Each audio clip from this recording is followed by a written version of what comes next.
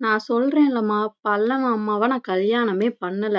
அனாதையா புருஷன இழந்துட்டு நின்னவ, எங்கள எங்கேயாவது கூட்டிட்டு போய் விடுங்கன்னு குஜராத்ல கைக்குழந்தைய வச்சுட்டு அழுதுகிட்டு நின்னா. நான் கூட்டிட்டு வந்து நம்ம வீட்ல ஆதரவு குடுத்தேன். ஊருக்காரனுங்க என்னென்னமோ பேசுனானுங்க. அதெல்லாம் நான் காதுலயே வாங்கிக்கல.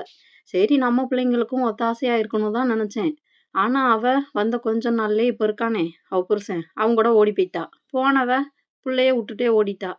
அந்த புள்ள அவங்க அம்மா இல்லாதது கூட தெரியாம என்னைய பார்த்ததும் அப்படியே ஆசையா ஓடி வந்து கட்டி பிடிப்பான். அந்த புள்ளைட்ட எப்படிம்மா நான் உன் அப்பா இல்லன்னு சொல்ல முடியும்?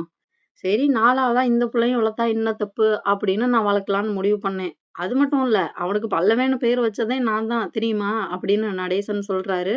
அவரு அப்படி சொன்னதுமே நிலா அவரு கைய புடிச்சுக்கிட்டு தேம்பி தேம்பி அழுவுறாங்க. "ஏம்மா நீ ஏன் அழுவுற?" அப்படின்னு அவரு கேட்குறாரு. "இல்ல அங்கிள், பல்லவன் தினமும் உங்கள எப்படி வெறுக்கிறான், எப்படி திட்டுறான்.